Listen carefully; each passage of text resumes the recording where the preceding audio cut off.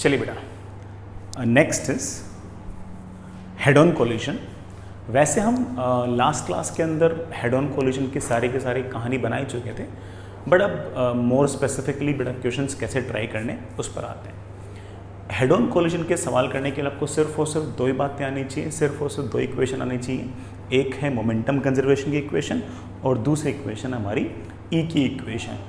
ई की इक्वेशन ऐसे नहीं कि impulse of reformation upon impulse of reformation, बल्कि E is equals to velocity of separation upon velocity of approach. ऐसी दो आसान सी लीनियर इक्वेशंस हैं, हम बड़े आराम से उनको सॉल्व कर सकते हैं और अच्छे से उनके आंसर्स निकाल सकते हैं। मैं एक छोटा सा काम करके दिखाता हूँ, फॉर्मूले निकाल के दिखाता हूँ। वो फॉर्मूले याद नहीं करने हैं, सिर्फ और सिर्फ बेसिक बात ये याद रखनी है कि हमें मोमेंटम कंजर्वेशन आना चाहिए और ई की इक्वेशन लगानी आनी चाहिए, and that will be more than enough. जो भी फॉर्मूले मैं निकाल रहा हूँ उनमें से कोई फॉर्मूला हमें याद करने की या आने की कोई ज़रूरत नहीं है, ठीक है। लिखिए, फिर भी निकालते हैं। बड़ा मान लीजिए कि आपके पास ये कोई स्मूथ सरफेस, इस स्मूथ सरफेस पर कोई m1 मास का ब्लॉक है, इसके पास स्पीड है u1, ये m2 मास का ब्लॉक है और इसके पास लेट्स से मेरे बच्चे स्पीड है u2। इन दोनों की टक्कर का जो कोफिशिएंट ऑफ रेस्टिट्यूशन है बेटा वो e है, ये गिवन है, और ऑफ कोर्स बेटा u1 की जो वैल्यू है वो u2 से ज़्यादा है। टक्कर हुई इन दोनों ब्लॉक्स के बीच में, और टक्कर होने के बाद m1 के पास फाइनल वेलोसिटी आ गई है v1 और m2 के पास फाइनल वेलोसिटी आ गई है v2। v1 और v2 दो अननोन हैं, ऑफ कोर्स उनको सोल्व करने के लिए हम लोगों को दो इक्वेशन चाहिए। पहली equation as you know it very well कि जैसे दोनों ब्लॉक टक्कर करेंगे तो m1 m2 पर इम्पल्सिव फोर्स लगाएगा आगे और m2 m1 पर इम्पल्सिव फोर्स लगाएगा पीछे। वो इम्पल्सिव फोर्स m2 का मोमेंटम बढ़ाएगा और m1 का मोमेंटम घटाएगा। ना तो m1 का लीनियर मोमेंटम कंजर्व्ड है, ना m2 का लीनियर मोमेंटम कंजर्व्ड है, लेकिन m1 प्लस m2 का लीनियर मोमेंटम कंजर्व्ड है, कांस्टेंट है, ठीक है। हम कह सकते हैं कि momentum conservation of the entire system, बेटा इस तरफ को प्लस बोल रहा हूं तो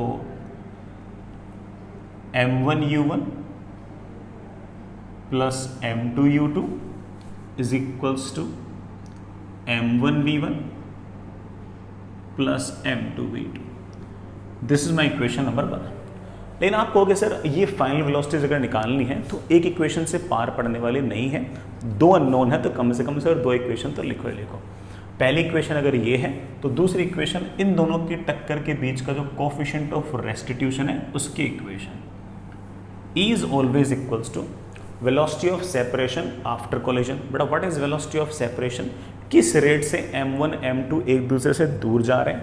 तो आप कहोगे सर v2 माइनस v1। बेटा ये v2 माइनस v1 तो शायद समझ में आ गया होगा आपको। v2 से दूर जा रहे हो और v1 से नज़दीक आ रहे हो, तो कुल मिलाकर दूर जाने की रेट क्या है? v2 माइनस v1, ठीक है।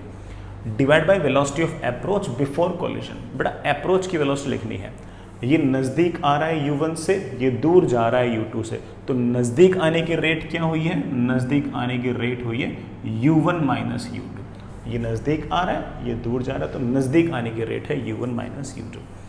These are two equations, of course two equations, two variable, बड़े आराम से हम इनको सॉल्व कर सकते हैं। मैं सॉल्व करके आंसर भी निकाल देता हूँ। m1 u1 plus m2 u2 is equals to m1 v1 plus m2 v2। v2 को बड़ा मैं क्या लिख सकता हूँ? v2 को मैं लिख सकता हूँ v1 plus e times u1 minus u2, ठीक है ना। v1 की वैल्यू आ गई m1 u1 plus m2 u2 minus m2e into u1 minus u2 upon m1 plus m2। ये ले बेटा, ये v1 आ गया। सर आपको पता कैसे चला कि टक्कर के बाद भी m1 के पास इधर ही वेलोसिटी है? भाई m1 और m2 में टक्कर हुई है, तो जिस टाइम पर m1 ने आपका टक्कर मारी उस टाइम पर m2 ने इम्पल्सिव फोर्स तगड़ा पीछे की तरफ m1 पर लगाया। तो सर ऐसा भी तो हो सकता था कि m1 के पास वेलोसिटी पीछे की तरफ आ जाती, सर ये v1 इस तरफ आ जाती। बड़ा बिल्कुल हो सकता था।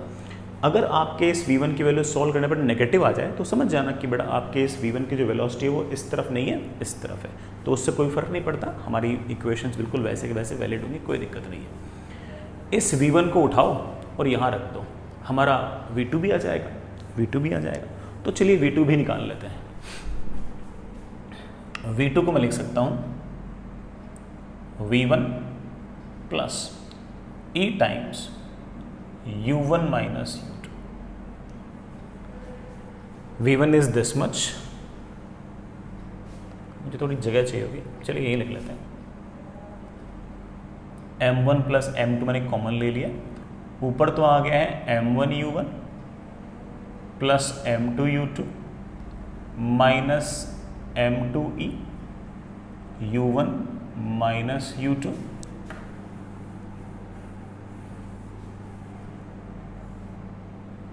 Plus e times u1 minus u2 into m1 plus m2। हमारे पास v2 की वैल्यू आ गई, that is m1 plus m2 तो नीचे कॉमन ले लो बेटा, वो तो ठीक है। ऊपर देखना m1 u1 plus m2 u2 minus m2e u1 plus m2e u2 minus e times u1 m1 minus e times, sorry बेटा ये प्लस था, plus e times u1 m1 minus e times u2 m1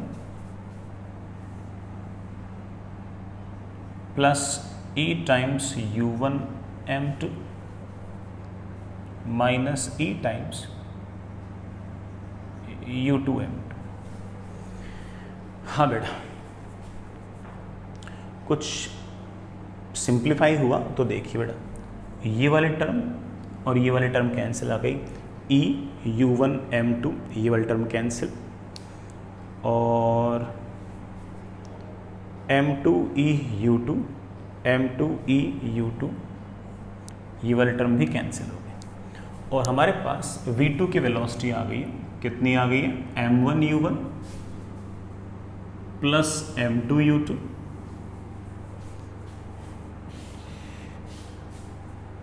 m1 u1 plus बेटा ये वाले term, इस वाले term में m1e बेटा बाहर निकाल लो,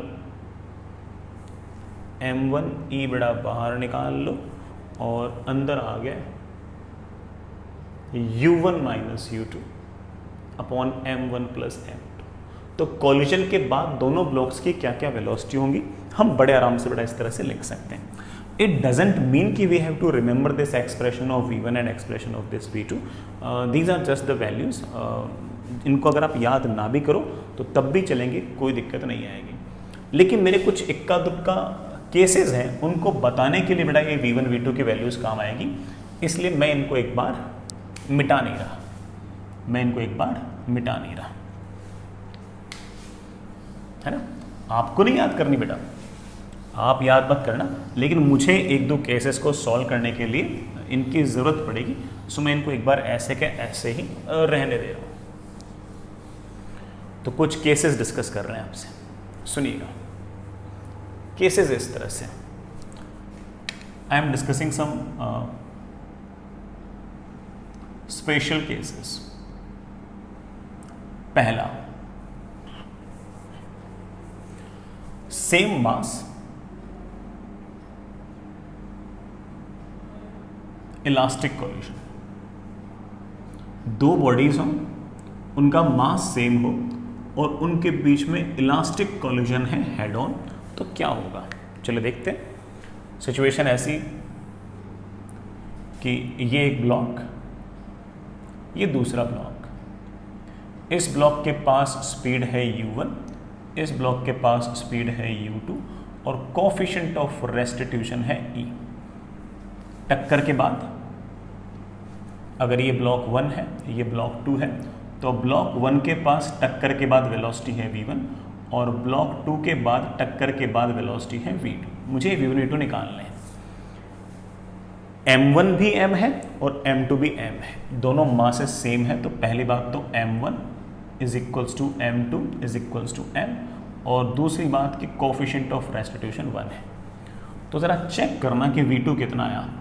v2 आया, नीचे तो m1 प्लस m2 आ गया 2m, और ऊपर बेटा मेरे ख्याल से आ गया mu1 plus mu2 plus m।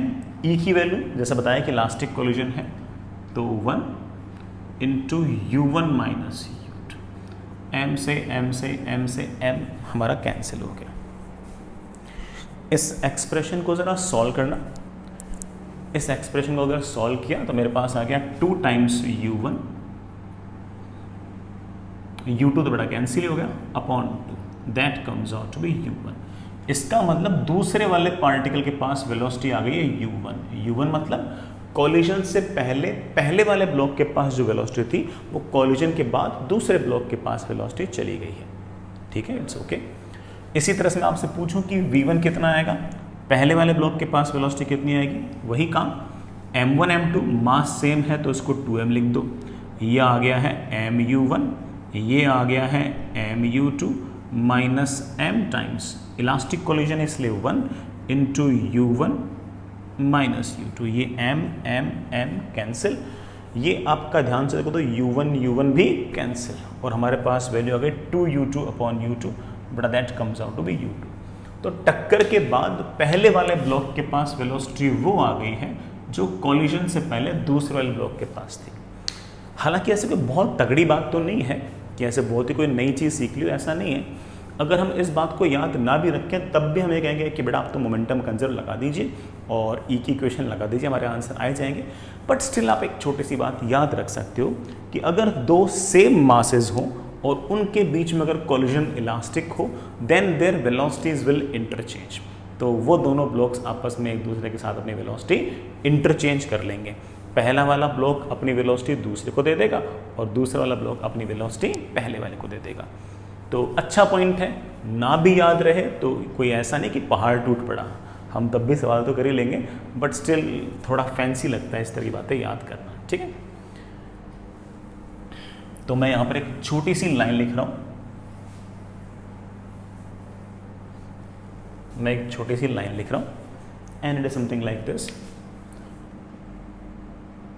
For same mass, elastic collision, velocities will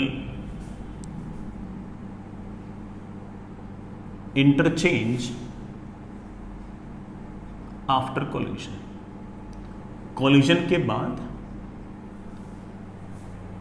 उनकी वेलोसिटीज इंटरचेंज आएगी, पहले वाले ब्लॉक की वेलोसिटी दूसरे के पास और दूसरे वाले ब्लॉक की वेलोसिटी पहले के पास, इस तरह से आ जाएगी। ठीक है, बढ़िया पॉइंट है। एक और बात, दूसरा केस और देखते हैं बच्चों, मैं मिटा रहा हूं उसको। 3 स्पेशल केस है, बड़ा अभी तक तो सिर्फ एक देखा है, 2 और देखते हैं। Second, perfectly in elastic collision, अगर 2 ब्लॉक्स के बीच में हेड ऑन कोलिजन है लेकिन परफेक्टली इनलास्टिक है, when I say perfectly inelastic I mean E equals to 0, तो क्या होगा? वैसे तो आप बोलोगे सर कोई दिक्कत वाली बात ही नहीं है सर, मैं तो फॉर्मूला लगा दूंगा। हाँ भाई, ऑफ कोर्स आप फॉर्मूला लगा दोगे, बट स्टिल हम भी तो बड़ा कुछ ना कुछ आसान कर ही सकते हैं उसको। तो यहाँ पर मेरे पास एक छोटी सी बात है, and it is something like this, कि अगर मेरे पास ये m1 मास का ब्लॉक है और इसके पास वेलोसिटी u1 है, और ये m2 मास का ब्लॉक है, इसके पास कोलिजन से पहले वेलोसिटी u2 है, and the coefficient of restitution is 0.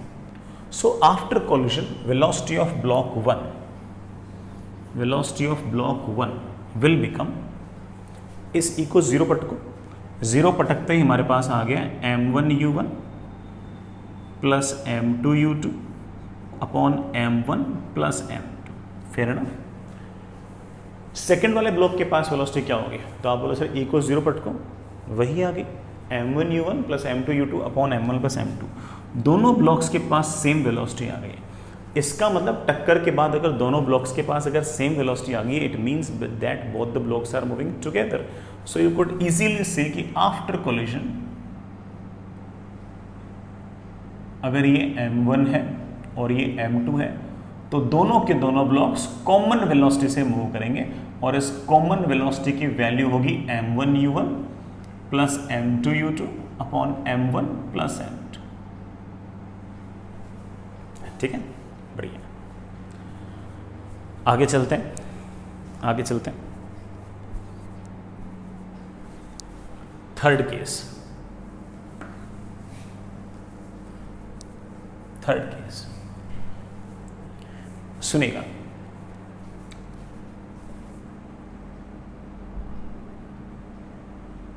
collision with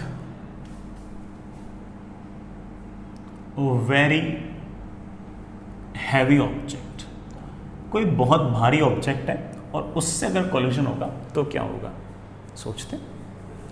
मान लीजिए कि अरेंजमेंट ऐसा है कि ये m1 मास का ब्लॉक, इसके पास वेलोसिटी है u1 और इसके सामने एक बहुत भारी ऑब्जेक्ट है ऐसा m2 और इसके पास कोलिजन से पहले वेलोसिटी है u2 और इनके बीच का जो टक्कर है उसका कोएफिशिएंट ऑफ रेस्टिट्यूशन e है। और स्पेशल केस के हिसाब से अगर कहूँ तो m2 is very very large as compare to m1। It's quite fair enough. टक्कर के बाद मान लेते हैं कि m1 के पास वेलोसिटी है v1 और m2 के पास टक्कर के बाद वेलोसिटी है v2। मुझे v1 और v2 निकाल लें। वैसे तो मेरे बच्चे बोले से निकाल लेंगे, वही मोमेंटम कंजर्व करना है और e की इक्वेशन लगानी है। लेकिन बेटा ये इक्वेशन लगाकर हम लोग पहले से फॉर्मूला निकाल चुके हैं, आप चाहो तो उनमें वैल्यूज रख दो। तो चलिए बच्चों वैल्यूज रखते हैं, मैं रखता हूँ। ये जो m1 प्लस m2 है इसको मैं सिर्फ m2 लिख सकता हूँ। सर ऐसे ज्यादती क्यों कर रहे हो बेटा, आप देख ही रहे हो इस बात को कि m1 छोटा और m2 बहुत बड़ा है। ऐसा नहीं कि कोई दुगना है 3 गुना है, बहुत बड़ा है, हज़ारों गुना बड़ा है। तो अगर मान लो कि ये 1000 kg और ये 1 kg है तो 1 प्लस 1000 इज 1001, उसको आप नियरली 1000 भी लिख सकते हैं। ठीक, तो नीचे मैंने m2 लिख दिया, ऊपर m1u1 ठीक है, m2u2 ठीक है, माइनस m2 इंटू ई u1 minus u2। m1 upon m2 बहुत छोटा आएगा भाई, m1 m2 से बहुत छोटा है तो m1 अपॉन m2 तो बिल्कुल छोटा आएगा।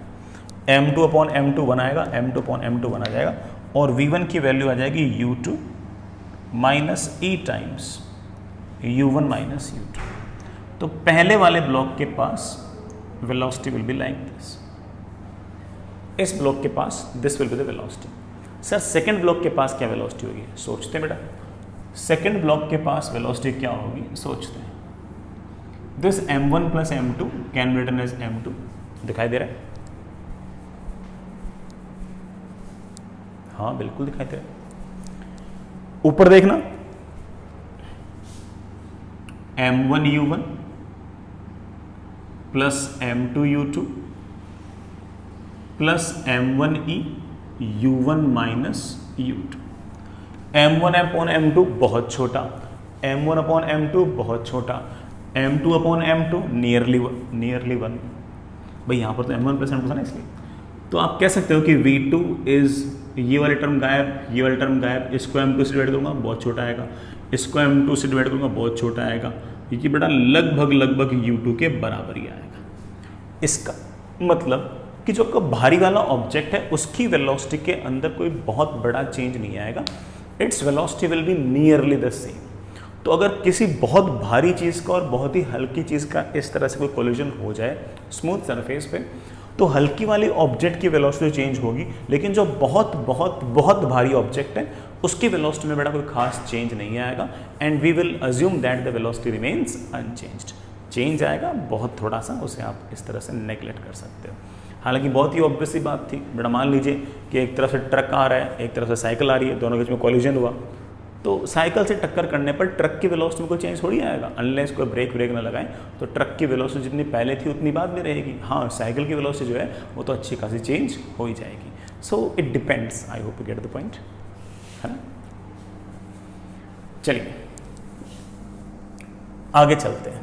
ये स्पेशल केसेस तो ऐसे ही थे बेटा, ठीक है, आप लोगों का मन बहलाने के लिए थे, इनको तुम याद ना भी रखो, कोई बहुत बड़ा ऐसे फर्क नहीं पड़ता, बट मेन चीज़ है कि आपके मन में ये होना चाहिए कि सर हमें मोमेंटम कंजर्वेशन और ई की इक्वेशन लगानी आती है।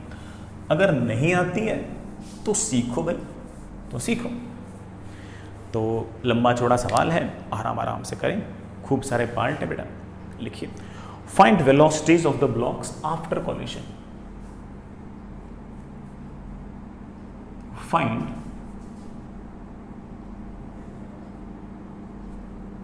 velocities of blocks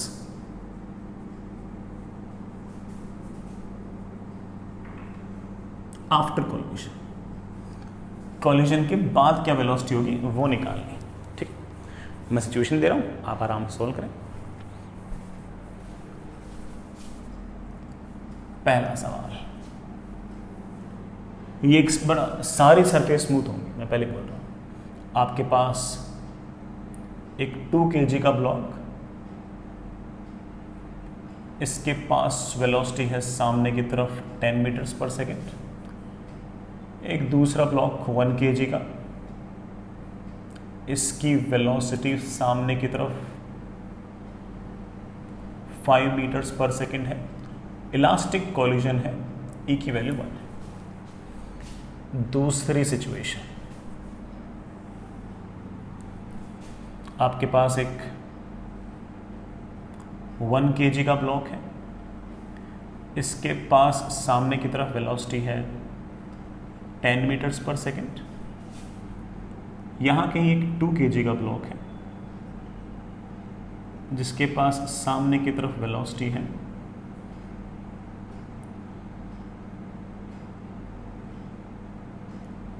1 मीटर पर second.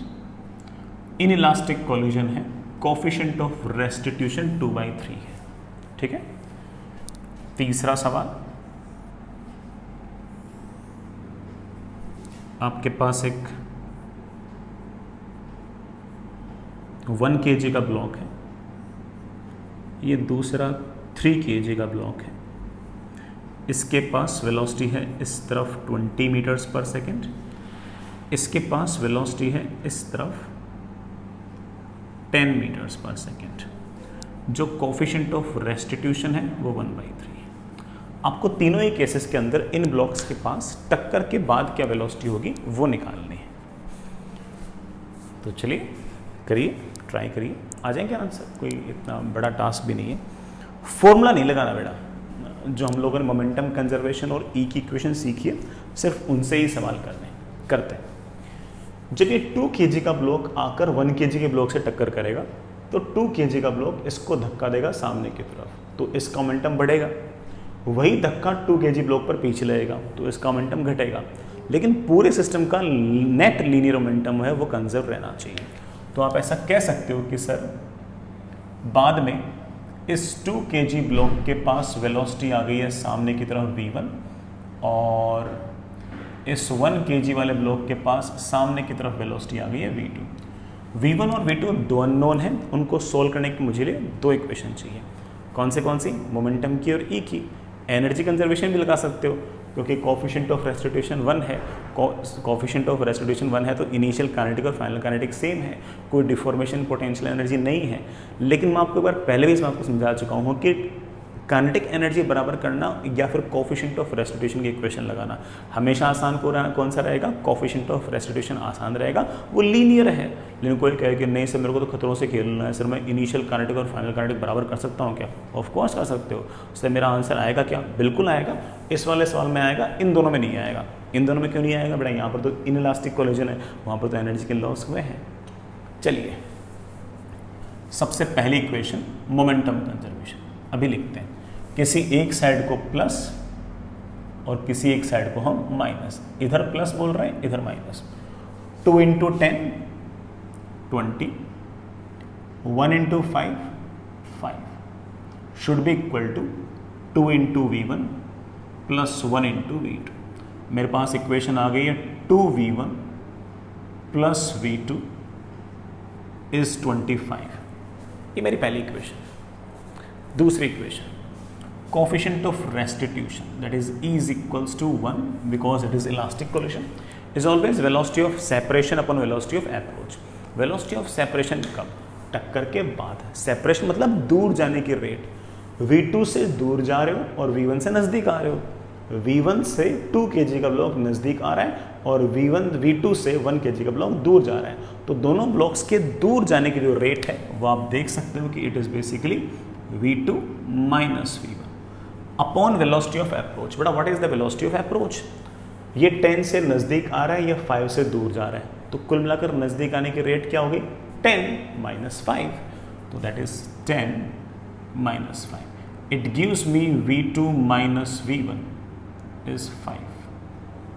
This is my equation number 2. This is my equation number 2. I think बेटा इक्वेशन 1 में से इक्वेशन 2 को माइनस करते हमारी बात बन जाएगी यार ना। इक्वेशन नंबर 1 में से इक्वेशन नंबर 2 को माइनस करो तो V2 गया, 2V1 माइनस V1 मेरे पास आ गया 3 times V1 is 25 minus 5. I think that is 20. So V1 comes out to be 20/3 meter पर सेकेंड। मुझे V2 निकालना है। V2 will be 20/3 plus 5। I think that is 35/3 meter पर सेकेंड। ये आ गया V2। तो V1 भी आ गया बेटा, V2 भी आ गया। अच्छी बात है, बढ़िया आंसर। हर बार ये करेंगे, तीनों में ये काम करूंगा। मेरे पास कोई नया काम थोड़ी आ जाएगा बेटा, काम तो यही है।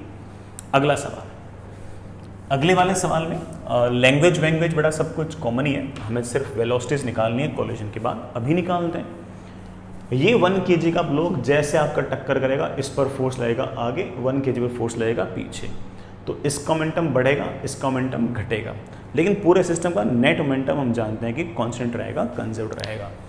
टक्कर के बाद मैंने ऐसा मान लिया कि इस 1 kg ब्लॉक के पास वेलोसिटी है V1 और इस 2 kg ब्लॉक के पास वेलोसिटी है V2। आप सोच रहे होंगे कि सर 2 kg ब्लॉक के पास वेलोसिटी सामने की तरफ आएगी, वो तो मुझे पता लग रहा है। क्यों? क्योंकि पहले से वेलोसिटी सामने थी। 1 kg ब्लॉक ने आके धक्का मारा तो उस धक्के के कारण एक इम्पल्सिव फोर्स सामने और लग गया, तो ऑफ कोर्स 2 kg ब्लॉक की वेलोसिटी सामने होगी और 1 मीटर पर सेकेंड से ज़्यादा होगी। लेकिन सर आपको पता कैसे चला कि 1 kg वाले ब्लॉक के पास वेलोसिटी सामने ही है? बेटा मुझे कुछ पता नहीं है, मैंने तो ऐसे लिख दिया। हो सकता है कि मैं गलत हूँ, हो सकता है कि है ना इस 2 kg ब्लॉक ने 1 kg ब्लॉक पर टक्कर के वक्त पीछे की तरफ इतना तगड़ा फोर्स लगाया हो कि 1 kg ब्लॉक पर फोर्स पीछे की तरफ लगा और वेलोसिटी पीछे की तरफ आ गई। तो उस केस में मुझे अलग से डायग्राम बनाने की जरूरत नहीं है, यही डायग्राम मान के सॉल्व कर लूँगा। अगर मान लो कि V1 की वैल्यू नेगेटिव आ गई तो इसका मतलब मैंने जो डायरेक्शन ली है बेटा वो गलत है, उसको अपोजिट कर दो। ठीक है, तो पहली इक्वेशन मोमेंटम की,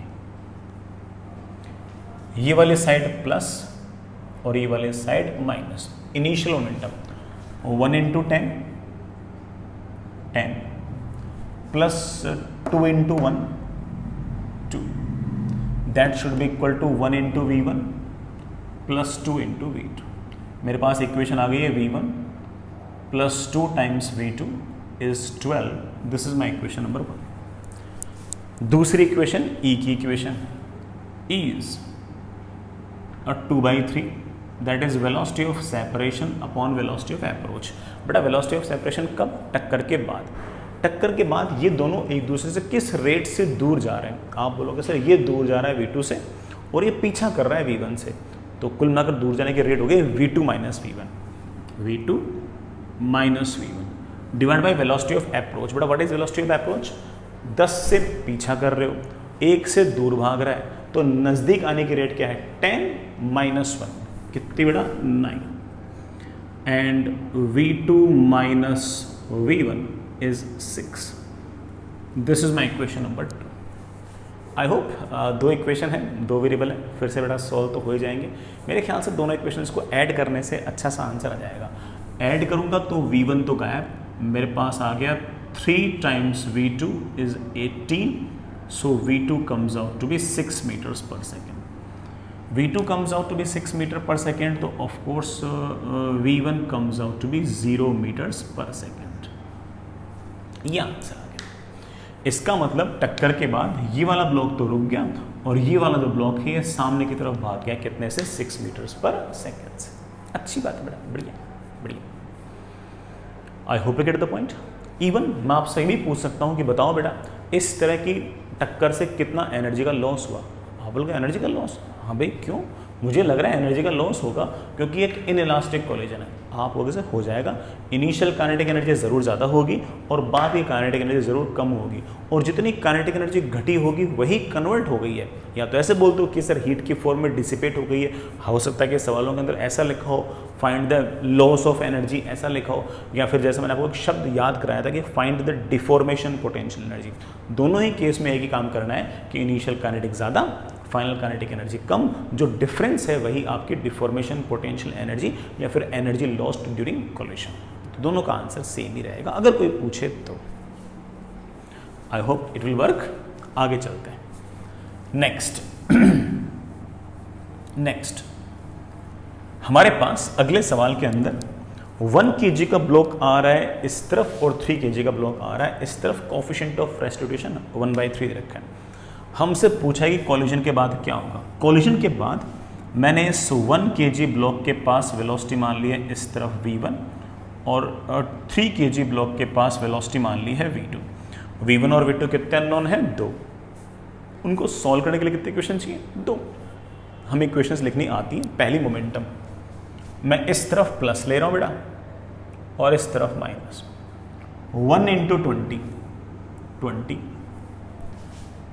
3 इंटू -10 -10। हाँ भाई हाँ, -10। माइनस क्यों? ये वाली साइड प्लस है और ये वाली साइड माइनस है। इसकी वेलोसिटी पॉजिटिव साइड में नहीं है, नेगेटिव साइड में। तो 3 into -10 I think -30 is equals to 1 into V1 plus 3 into V2। तो मेरे पास आ गया V1 plus 3 into V2 is -10। This is my equation number 1. This is my equation number 1. So second equation, but of course second equation is coefficient of restitution. That is velocity of separation upon velocity of approach. What is velocity of separation? अब तो आदत सी पड़ चुकी होगी, V2 minus V1. What is velocity of approach? ये नज़दीक आ रहा है 20 से, ये नज़दीक आ रहा है 10 से, तो कुल मिलाकर दोनों जने नज़दीक आ रहे हैं 20 plus 10 30 से। This is your coefficient of restitution and V2 minus V1 comes out to be 10. 2 equation 2 variables, दोनों equations को add कर लो। जैसे ही मैंने दोनों equations को add किया मेरे पास आ गया 4 times V2 is 0। V2 is 0, इसका मतलब ये वाला पार्टिकल तो आ गया आपका रेस्ट पे। इसको रखा तो V1 की वैल्यू शायद आ गई है -10। इसका मतलब -10। सर -10 का मतलब क्या है बेटा? -10 का मतलब इस वाले ब्लॉक के पास वेलोसिटी इस तरफ नहीं है, इस तरफ। तो टक्कर के बाद ये वाला ब्लॉक तो आ गया रेस्ट पे और ये वाला ब्लॉक इधर की तरफ 10 मीटर पर सेकंड से आ रहा है। तो जब भी अगर मान लीजिए कि आपका फाइनल आंसर में V1 या V2 नेगेटिव आ जाए तो घबराने की ज़रूरत नहीं है, आप उसकी डायरेक्शन को जस्ट अपोजिट कर दें, उससे कोई फर्क नहीं पड़ेगा। ठीक है, आपसे 1-2 सवाल और पूछना। ऐसे बेटा प्रैक्टिस बेस्ड ही है, कोई अलग से काम नहीं है। We are just practicing the equations of momentum conservation and coefficient of restitution. So they are useful to us.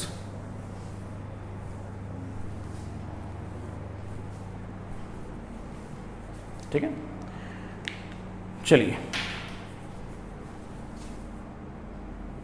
Question number 4th. There is a 2 kg block having velocity 20 meters per second. There is a 1 kg block having velocity 5 meters per second and the coefficient of restitution to be 3/5. You know the question, find velocities of the blocks after collision.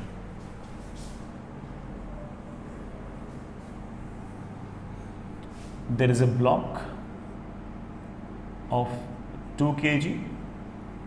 There is another block of mass 2 kg.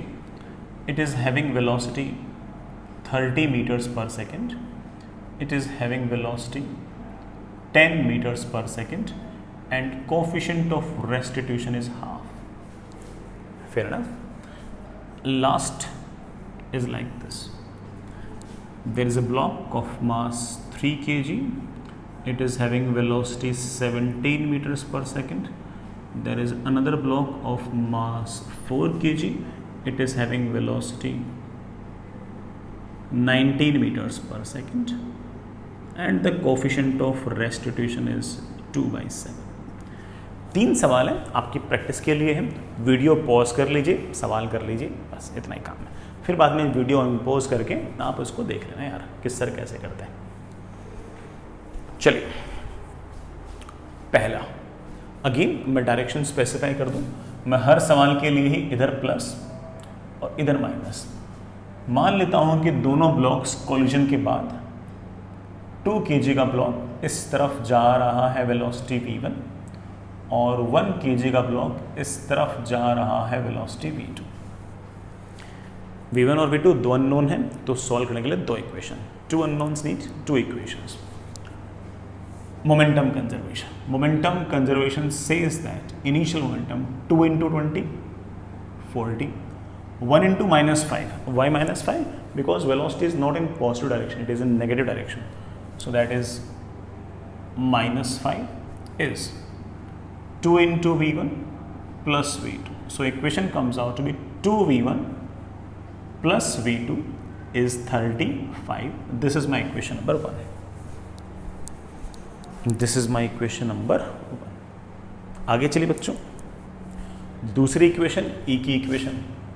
E is 3/5. That is velocity of separation, दूर जाने की rate of course v2 minus v1 upon velocity of approach. नज़दीक आ रहा है 20 से 5 से नज़दीक आ रहा है. आई थिंक दोनों जने कुल मिलाकर नज़दीक आ रहे हैं 20 + 5. v2 minus v1 upon 25. तो हमारे पास v2 माइनस v1 की वैल्यू आ गई है 15. This is my equation number 2. These are 2 equations, 2 unknowns. We can easily solve them. I think minus कर दीजिए. इक्वेशन 1 में से मैंने इक्वेशन 2 को माइनस किया तो v2 गायब.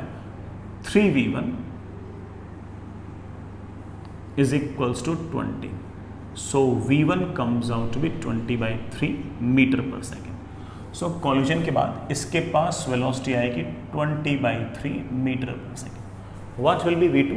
बेटा पटक के देख लो. v2 will B 15 plus 20/3.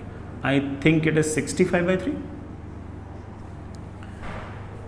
हाँ बिल्कुल 65/3. दिस इज 65/3 मीटर पर second. Has the kinetic energy of the system decreased? Of course kinetic energy has decreased because it is inelastic collision. And the decrement in kinetic energy can be asked in 2 ways.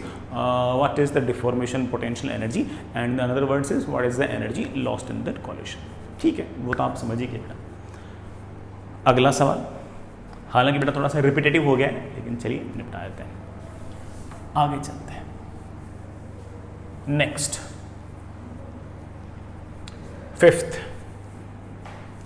Fifth में टक्कर के बाद इस 2 kg block के पास मैंने velocity मान ली है सामने की तरफ v1 और इस 2 kg ब्लॉक के पास सामने की तरफ वेलोसिटी मान ली है v2.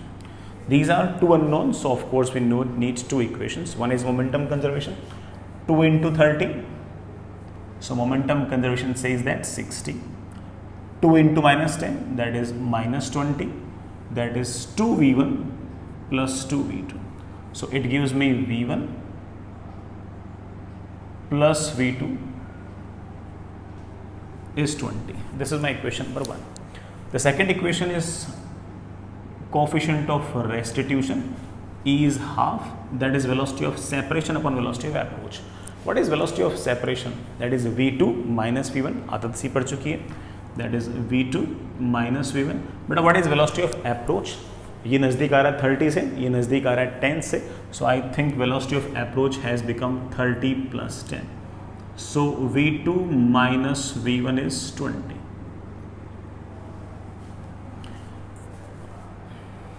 आई थिंक ऐड कर दीजिए. ऐड करते ही आपका बड़ा है v1 गायब और 2 times v2 is 40. So v2 comes out to be 20 meters per second. So this v2 comes out to be 20 meters per second. v1 बड़ा रख दो. v1 को रखते ही मेरे ख्याल से v1 की वैल्यू आ गई है 0. तो इसकी वैल्यू आ गई है 0 मीटर्स पर सेकेंड.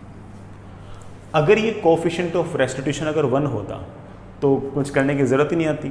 इसका 30 इसके पास और इसका 10 इसके पास. भाई मास तो सेम हो ही गए थे. अगर कोलिजन इलास्टिक भी होता then velocities would have interchanged. इस बार बड़ा वेलोसिटीज इंटरचेंज इसलिए नहीं हुई क्योंकि कोलिजन आपका इलास्टिक नहीं बल्कि इनइलास्टिक है. I hope you get the point. Last वाला सवाल करने की ज़रूरत ही नहीं बेटा. क्यों? क्योंकि अगर इसकी वेलोसिटी 17 है और इसकी वेलोसिटी 19 है तो ये वाला ब्लॉक तो कभी 4 kg ब्लॉक को टच ही नहीं कर पाएगा. कोलिजन तो कर ही नहीं पाएगा. अगर कोलिजन ही नहीं होगा तो ऑफ कोर्स किसी प्रकार से बेटा हम मोमेंटम कंजर्व करने की ज़रूरत नहीं. सीधा बोल दो कि velocities will always remain the 17 and 19, there will be no collision. तो ये तो मैं ऐसे ही हल्का सा बेवकूफ़ बनाया जा रहा है. ठीक है, आगे चलिए. एक टाइप ऑफ सवाल अभी भी रह गया, अभी कर लेते हैं. कि अगर किसी बहुत भारी ऑब्जेक्ट से अगर टक्कर हो तो क्या होगा. अभी करते हैं.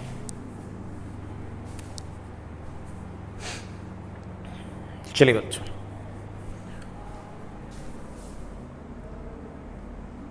सिचुएशन ऐसी है. बड़ा मान लीजिए कि आपके पास ये कोई बहुत बड़ा प्लैंक है और ये कोई बॉल है 2 kg की. जस्ट टक्कर से पहले इसके पास वेलोसिटी है सामने की तरफ 5 मीटर पर सेकेंड और प्लैंक के पास इस तरफ वेलोसिटी है 3 मीटर पर सेकेंड और इन दोनों की टक्कर का कोफिशिएंट ऑफ रेस्टिट्यूशन है हाफ. हमें बड़ा ये प्लैंक है. प्लैंक बोलते ही हमें ये समझ जाना है कि ये जो प्लैंक है इसका मास इस बॉल के मुकाबले बहुत ज़्यादा है. ठीक है, मान के चलना है. ठीक है, ये आता है और इस तरह से टक्कर हो जाती है. ये कहानी बड़ा जस्ट कोलिजन के पहले है. Find there velocities just after collision. बेटा जस्ट कोलिजन के बाद वेलोसिटीज क्या होगी मुझसे पूछी गई है. सोचते हैं. प्लैंक का मास जानबूझ के नहीं दिया क्योंकि लैंग्वेज के हिसाब से हम समझ गए इस बात को कि बॉल के मुकाबले प्लैंक का मास बहुत ज़्यादा रहा होगा. तो हम जानते हैं कि टक्कर के बाद भी प्लैंक की वेलोसिटी तो 3 मीटर पर सेकंड ही रहेगी. हाँ, जो बॉल है 2 kg की उसकी वेलोसिटी ज़रूर चेंज हो गई होगी. लेट्स से बड़ा उसकी वेलोसिटी इज v. कितने अननोन है? एक v. एक ही अननोन है. इस बार 2 अननोन नहीं है. प्लैंक की वेलोसिटी तो पता ही है. उसको सॉल्व करने के लिए कितने इक्वेशन चाहिए? एक. मोमेंटम कंजर्वेशन नहीं. मोमेंटम कंजर्वेशन इसलिए नहीं क्योंकि इसका मास दिया भी नहीं है. हमें सिर्फ और सिर्फ ई की इक्वेशन लगाने से मतलब है. ई is velocity of separation upon velocity of approach. What is velocity of separation? ये v से दूर जा रहा है, ये 3 मीटर पर सेकंड से पीछा कर रहा है. So velocity of separation is v - 3. What is velocity of approach? ये 5 से नज़दीक आ रहा है, ये 3 से नज़दीक आ रहा है. तो कुल मिलाकर दोनों जने एक दूसरे के पास आ रहे हैं 5 + 3. मेरे पास आ गया v -3, 5 और 3 बड़ा कितना हो गया 8, दिस इज 4 बड़ा v comes out to be 7 meters पर सेकेंड। इसका मतलब इस बॉल के पास जो वेलोसिटी है बड़ा आपके पास वो आ गई है 7 मीटर्स पर second. I hope you get the point. तो प्लैंक की वेलोसिटी में कोई खास चेंज है नहीं, इसकी वेलोसिटी में चेंज है और इसकी वेलोसिटी बढ़कर हो गई है 7 मीटर पर सेकेंड। यहाँ पर मुझे ऐसा लगता है कि मोस्टली बच्चे सारी की सारी बातें को समझ गए हैं, लेकिन कोई भी अच्छा बच्चा होता है ना, उसको यहाँ पर एक डाउट ज़रूर आता है। उसे ऐसा लगता है कि देखो सर, प्लैंक के पास तो जितनी काइनेटिक एनर्जी पहले थी उतनी ही काइनेटिक एनर्जी अब है, लेकिन इस बॉल के पास वेलोसिटी पहले 5 थी और अब 7 है, तो सर बॉल की काइनेटिक एनर्जी बढ़ गई है, तो सर इसका मतलब सिस्टम की काइनेटिक एनर्जी तो बढ़ गई है। और कॉलिजन है ये इनइलास्टिक। सर आपने तो कहा था कि इनइलास्टिक कॉलिजन के अंदर काइनेटिक एनर्जी घटेगी, और सर यहाँ पर तो काइनेटिक एनर्जी घटने की बजाय काइनेटिक एनर्जी तो बढ़ती हुई दिखाई दे रही। कम से कम सर ये जो रफ सी कैलकुलेशन है ये तो ऐसे दिखा रही कि काइनेटिक एनर्जी तो बढ़ी है। नहीं बेटा, काइनेटिक एनर्जी घटी ही है। वो इसलिए क्योंकि इस जो प्लैंक है इसकी वेलोसिटी अपने 3 मान ली है, 3 है नहीं। हम इस बात को जानते हैं कि इसकी वेलोसिटी 3 से हल्की सी कम है। ज़रूर इसकी बेटा वेलोसिटी कोई 2.9999 ऐसे कुछ रही होगी, ऐसे कुछ रही होगी। तो सर इसकी स्पीड तो सर हल्की सी कम हुई, सर काइनेटिक एनर्जी में बड़ा चेंज आ जाएगा क्या? हाँ बेटा बिल्कुल आ जाएगा। भाई इसकी काइनेटिक एनर्जी ऑफ कोर्स होगी 1/2 × m × v का स्क्वायर। मैं मानता हूं कि v में बड़ा चेंज नहीं है, लेकिन मल्टीप्लाई किससे हो रहा है? प्लैंक के मास से, और प्लैंक का मास तो बहुत बड़ा है। तो जो इसकी काइनेटिक एनर्जी में तो चेंज आया होगा, इसकी जो काइनेटिक एनर्जी घटी होगी वो अच्छी खासी घटी है। भले ही स्पीड में बड़ा अंतर नहीं आया होगा, लेकिन स्पीड में बड़ा अंतर नहीं आया होगा, लेकिन इसकी काइनेटिक एनर्जी में अच्छा खासा चेंज आया होगा, क्योंकि इसका मास बड़ा है। और इसकी जितनी काइनेटिक एनर्जी घटी होगी वो पक्की बात है कि इस बॉल की जितनी काइनेटिक एनर्जी बढ़ी है उससे ज़्यादा है। तो जो डिक्रीमेंट है वो ज़्यादा है, जो इंक्रीज है वो कम है। तो ऑफ कोर्स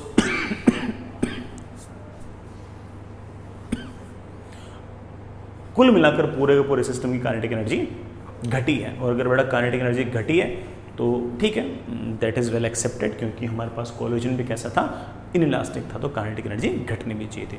तो ऐसा मत समझ जाना कि सर काइनेटिक एनर्जी बढ़ गई है। बेटा काइनेटिक एनर्जी तो घटी ही है, और प्लैंक का मास बहुत ज़्यादा है, और वेलोसिटी में हल्का फुल्का चेंज तो बढ़ाया गया आएगा। ये 3 मीटर पर सेकंड तो हमने अप्रोक्सीमेशन से लिखा था, देखो याद करो, वो m1/m2/0 लिखा था वगैरह वगैरह, तब जाके आया था। अदरवाइज वेलोसिटी एग्जैक्टली 3 थोड़ी है, 3 से हल्की सी कम है, और ये वेलोसिटी हल्की सी जो कम है उसके कारण ऑफ कोर्स हल्का सा चेंज इन काइनेटिक एनर्जी है। और वो जो चेंज इन काइनेटिक एनर्जी है, अगर वो कंसिडर करोगे तो आपको दिख जाएगा कि सिस्टम की काइनेटिक एनर्जी तो घटी ही है, बढ़ी नहीं है। ठीक है, आगे चलिए बच्चों, आगे चलते हैं। हमने लगभग हर तरह के सवाल निपटा दिए। अब आपको थोड़ा सा एक सवाल और पूछता हूँ। बढ़िया सवाल है, आराम से करें, इत्मीनान से करें, कोई जल्दबाजी नहीं है बेटा। ये आपके पास एक हॉरिजॉन्टल स्मूथ रिंग है बेटा। हॉरिजॉन्टल बेटा वर्टिकल प्लेन में नहीं है।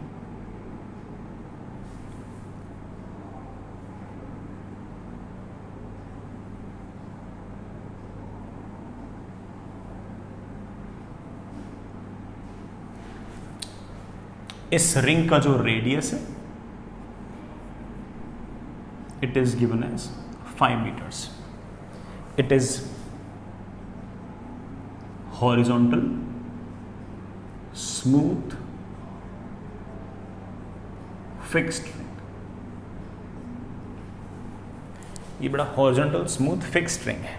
ठीक है, मैं पहले बोल दूं बेटा, हॉरिजॉन्टल है रिंग ऐसे।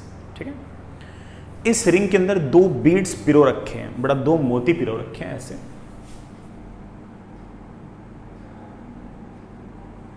एक मोती ये रहा,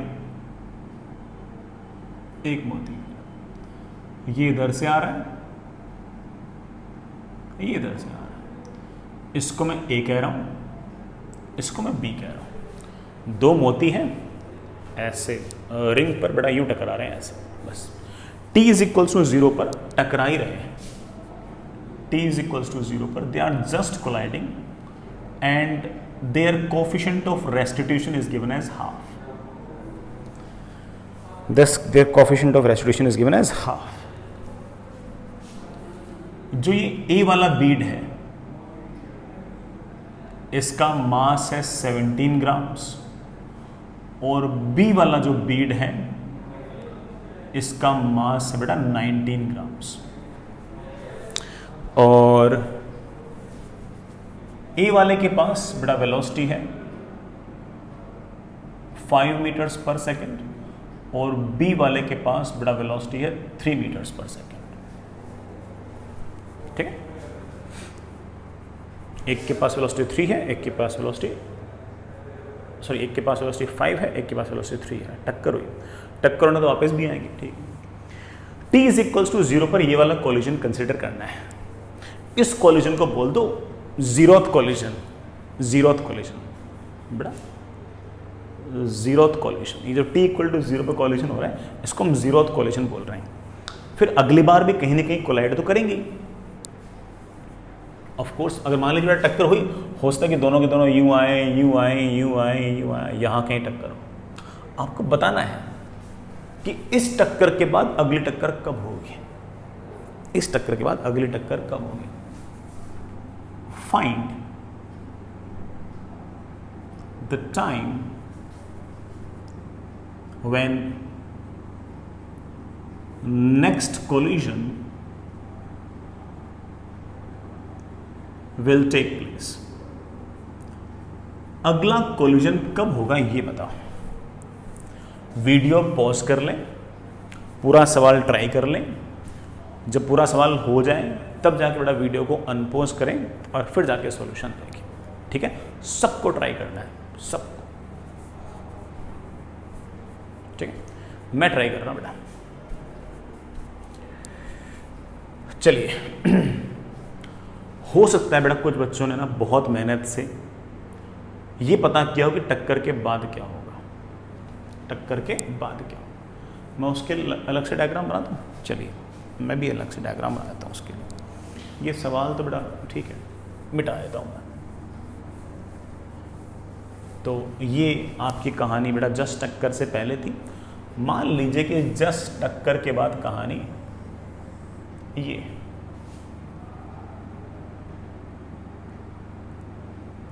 कि ये रहा A, ये रहा B। A के पास मैंने वेलोसिटी मान ली है इस तरफ V1 और B के पास मैंने वेलोसिटी इस तरफ मान ली है V2। सर दोनों की वेलोसिटी ऐसे अपोजिट होनी ज़रूरी है क्या? नहीं बेटा, बिल्कुल ज़रूरी नहीं है। हो सकता है कि सेम डायरेक्शन में, आई डोंट नो। बस वो प्लस माइनस का अंतर आएगा और वो अपने आप मैनेज हो जाएगा, कोई दिक्कत नहीं है, तुम उसकी चिंता मत करो।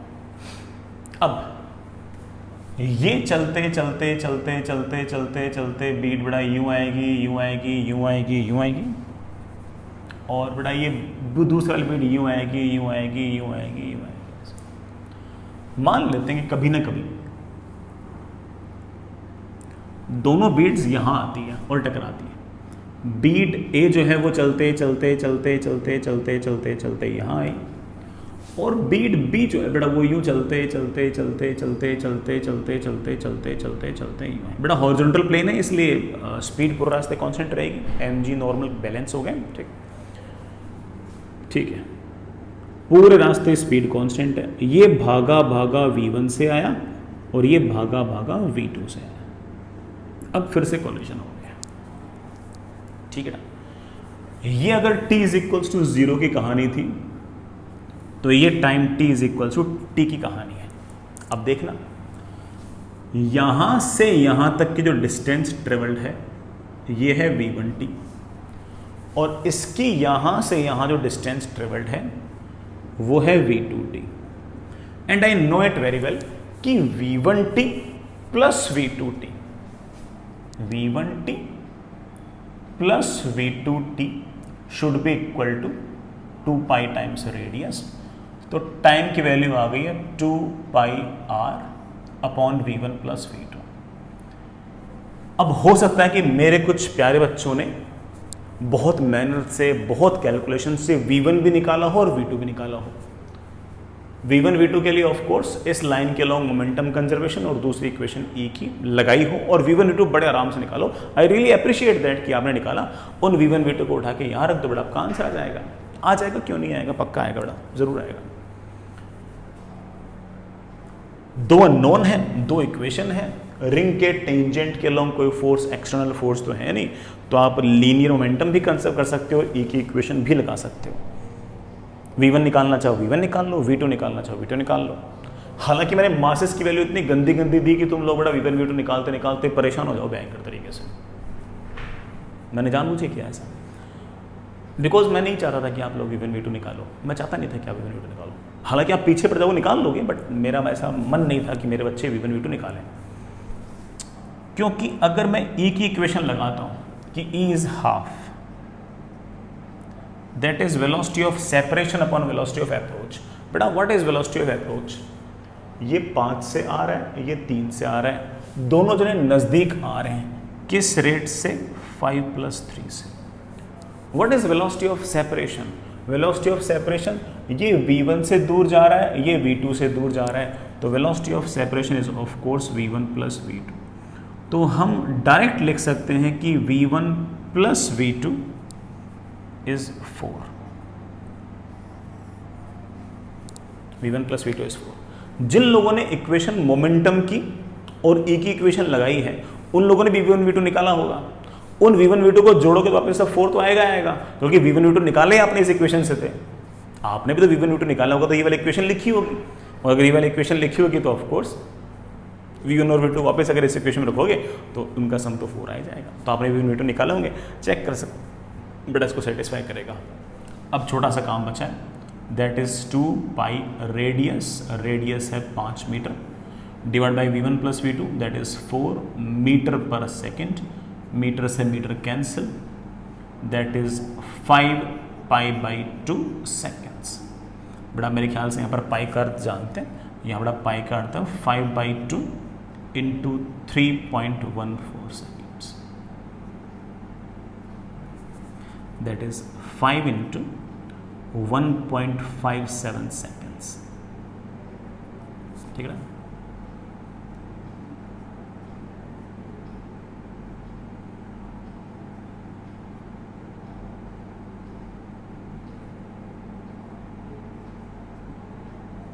इतने सेकंड्स बाद बड़ा आपकी अगली टक्कर होगी।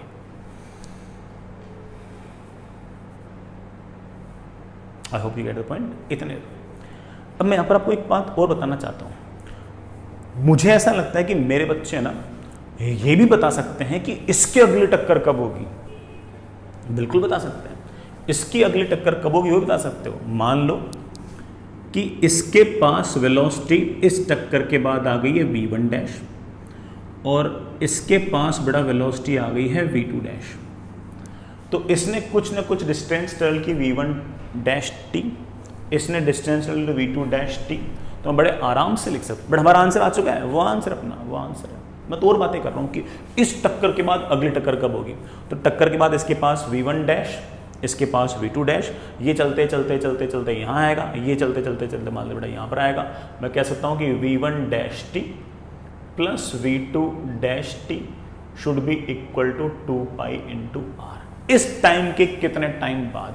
तो आप कह सकते हो कि सर उस टाइम की वैल्यू आ गई है 2 pi R upon V1 dash plus V2 dash. Sir क्या हम ये V1 डैश और V2 डैश निकाल सकते हैं? हाँ भाई, V1 डैश और V2 डैश भी निकाल सकते हैं, लेकिन हमारा एम V1 डैश और V2 डैश निकालना है ही नहीं। हमारा एम तो V1 dash plus V2 dash निकालना है, और वो निकालने के लिए मेरे ख्याल से सीधी इक्वेशन काम दे जाएगी। आप कह सकते हो कि E इज इक्वल्स टू, यहाँ पर देखना, velocity of separation that is V1 dash plus V2 dash upon velocity of approach V1 plus V2 that is 4, and that comes out to be half. It gives me V1 dash plus V2 dash is 2, that is 2 pi r upon 2। r बड़ा वापस से आप 5 रख देना, आपके पास answer आएगा इस 7.85 का डबल। ये लेना।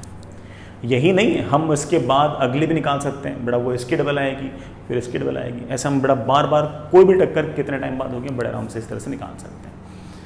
तो इस टाइम के इतने टाइम बाद बड़ा आपकी अगली टक्कर होगी, उसकी अगली टक्कर कब होगी, हम सारे निकाल सकते हैं। इस तरह से बड़े आराम से बातें हम एनालाइज कर सकते हैं। I really hope you get the point. बड़ा कैसे इस तरह का सवाल निपटाते हैं, कैसे इस तरह का सवाल करते हैं, आप लोगों को बढ़िया पता लग गया होगा, है ना। आगे चलते हैं। नेक्स्ट ये था बेटा हमारा बहुत important head on collision. Section F के अंदर खूब सारे सवाल हैं बेटा, निपटा दे। सेक्शन ई तो तुम काम पहले से आपको दे चुका था। Now you can complete section F. Oblique collision के सवाल मैं भी कराता हूं, फिर आप सेक्शन एफ कर सकते हो, कोई दिक्कत नहीं। फिर उसके बाद तो इवन आप HC वगैरह भी लगाना चाहो लगा सकते हो, कोई इशू नहीं है, ठीक है। तो हाँ बच्चों, नेक्स्ट इज 2 डायमेंशनल कोलिशन या फिर ओब्लिक कोलिशन।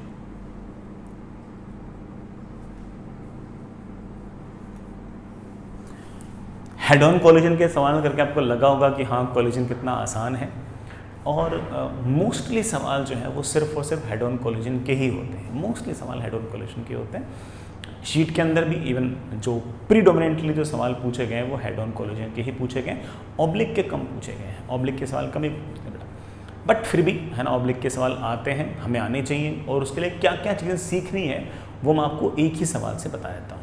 सिर्फ हल्के फुल्के 2 चेंज हैं, अगर वो दोनों चेंज हमारे समझ में आ गए, हमारे दिमाग में सेट हो गए, तो हम बड़े आराम से फिर आगे की बातें सोच लेंगे। तो ये सवाल मान लो या फिर ऐसे मान लो कि ये आगे की एक तरह से हमारे पास थ्योरी है ना। आगे की जो थ्योरी होगी वो इस सवाल के इर्द गिर्द ही घूमती रहेगी। टफ से टफ सवाल भी तुम कल भी करेंगे, परसों भी करेंगे, तब भी बड़ा सब ओब्लिक कोलिशन का जो मेन कॉन्सेप्ट होगा वो सारा का सारा इस सवाल से ही आएगा, ठीक है।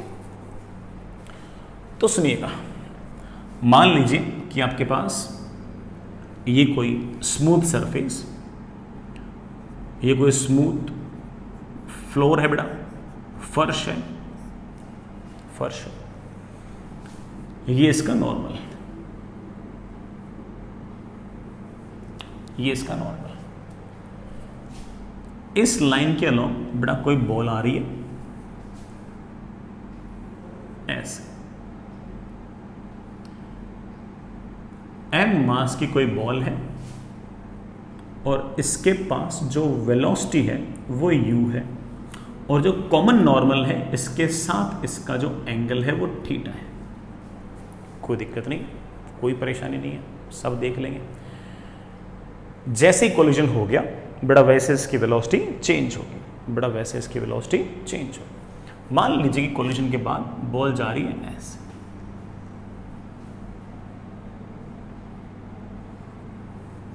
बॉल जा रही है ऐसे। जस्ट कोलिजन के बाद ये m मास की बॉल v वेलोसिटी से यूं जा रही है, और ये वाला जो एंगल है कॉमन नॉर्मल के साथ ये फाई है। फेयर एनफ, हमें ये v फाई ये सब निकालने, हम सब सोच लेंगे, कोई चिंता वाली बात नहीं। सुनिएगा,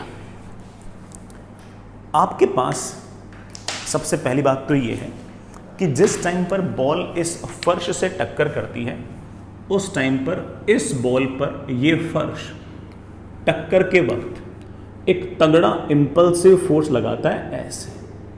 जो नॉर्मल फोर्स बॉल पर लगेगा ऐसे, वही नॉर्मल फोर्स ऑफ कोर्स फर्श पर लगेगा ऐसे। और जिस लाइन के अलोंग ये फोर्सेस का आदान प्रदान है उस लाइन को हम पहले से भी लाइन ऑफ इम्पैक्ट बोलते हैं। This is your line of impact. लेकिन बॉल का जो लाइन ऑफ मोशन है शुरुआत में वो तो ऐसे था, बॉल तो बेटा ऐसे आ रही थी, यूं आ रही थी ऐसे। तो बॉल का लाइन ऑफ मोशन और लाइन ऑफ इम्पैक्ट सेम नहीं है। अगर सेम होता फिर तो वो हेड ऑन कोलिशन होता, कोई बात नहीं। तो सबसे पहली बात ये है हमारा लाइन ऑफ इम्पैक्ट। जो भी फोर्सेस लगेंगे वो सारे के सारे इसी लाइन के अलोंग लगेंगे, तगड़ा फोर्स लगेगा। अच्छी बात। इस बॉल के पास जो वेलोसिटी है इसको ढंग से देखते हैं। इस डायग्राम में मेरा इंटरेस्ट एक बार के लिए फिलहाल नहीं है,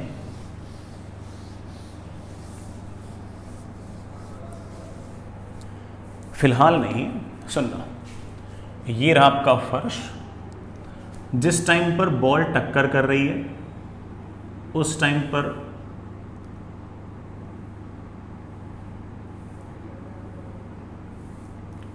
पर ये आपका लाइन ऑफ इम्पैक्ट था, ये आपका लाइन ऑफ इम्पैक्ट था। बॉल जो आ रही थी वो मेरे बच्चों ऐसे आ रही थी। बॉल को ऐसे अगर पॉइंट मास के अगर दिखाऊं तो बड़ा ये वेलोसिटी है u, ये वाला एंगल है थीटा। तो ये कॉमन नॉर्मल जो है ये वर्टिकल डायरेक्शन में, तो मैंने एक वर्टिकल डायरेक्शन में एक लाइन खींच दी, तो this angle also comes out to be theta. इस u के दो कंपोनेंट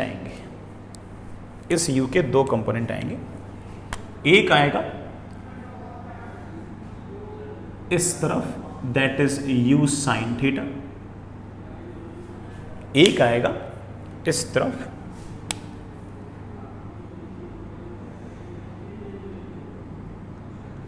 u cos थीटा,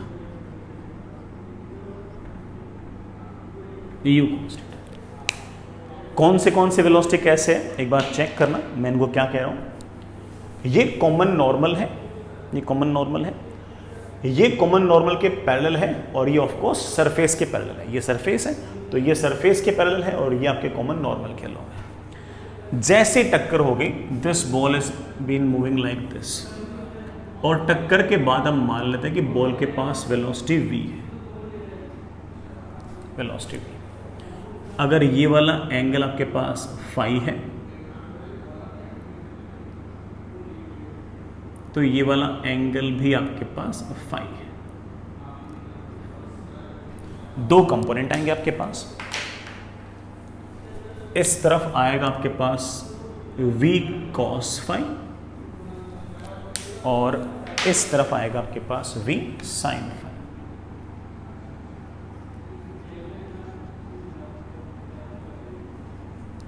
जो सरफेस के पैरेलल है बेटा मैं उसे v पैरेलल कह रहा हूं, जो सरफेस के पैरेलल शुरुआत में कंपोनेंट था मैं उसको u पैरेलल कह रहा हूं।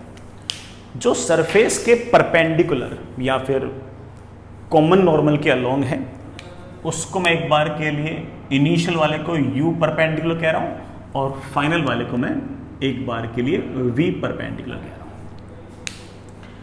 सर ये निकालेंगे कैसे बेटा, सब निकल जाएगा। आंसर पे ध्यान देना नहीं है, हमें तो कॉन्सेप्ट पे ध्यान देना है। और कॉन्सेप्ट ये है, सुनना, कि जिस टाइम पर कॉलिजन हुआ उस टाइम पर फ्लोर ने, फर्श ने इस बॉल पर तगड़ा सा इंपल्सिव फोर्स लगाया इस लाइन के अलोंग। ये है हमारी लाइन ऑफ इंपैक्ट। तो फोर्स तो इस लाइन के अलोंग लगे हैं, और अगर फोर्स इस लाइन के अलोंग लगे हैं, इस बात का मतलब जो भी वेलोसिटी चेंज हुई है वो इस लाइन के अलोंग वाली वेलोसिटी चेंज हुई है। कॉमन सरफेस के अलोंग तो किसी प्रकार का कोई फोर्स ही नहीं है, और यह सरफेस स्मूथ है इसलिए फ्रिक्शन तो वैसे ही नहीं आएगा। और अगर फ्रिक्शन नहीं आएगा इस बात का मतलब ये होगा कि कॉमन सरफेस के अलोंग किसी प्रकार का फोर्स नहीं है। फोर्स तो सिर्फ और सिर्फ लाइन ऑफ इंपैक्ट के अलोंग है, इस कॉमन नॉर्मल के अलोंग है। तो जो वेलोसिटीज चेंज होंगी वो सिर्फ और सिर्फ इस लाइन के अलोंग जो वेलोसिटी है वो चेंज होगी। कौन सी वाली वेलोसिटी चेंज नहीं होगी? कॉमन सरफेस के अलोंग जो वेलोसिटी है they will remain unchanged. It means that this velocity is equal to this velocity. Simple. Which velocity will remain unchanged? The velocity which is along the common surface, या फिर जो हमारा line of impact है उसके perpendicular direction में velocity will remain unchanged. क्योंकि forces तो किस तरफ लग रहे हैं? फोर्सेस तो लाइन ऑफ इंपैक्ट के अलोंग लग रहे हैं, तो लाइन ऑफ इंपैक्ट के परपेंडिकुलर डायरेक्शन तो कोई फोर्स नहीं लग रहा, और अगर उस तरफ कोई फोर्स नहीं लग रहा तो उस तरफ की वेलोसिटी में किसी प्रकार का कोई चेंज नहीं आना चाहिए। तो जो पहला कॉन्सेप्ट हम सीख रहे हैं वो ये है, velocity along common surface. Common surface में समझ रहा, ये वाले सरफेस बड़ा जो दोनों के लिए कॉमन है। वेलोसिटी अलोंग कॉमन सरफेस, या दूसरे शब्दों में कहूं तो velocity perpendicular to line of impact. Line of impact के perpendicular direction velocity will remain unchanged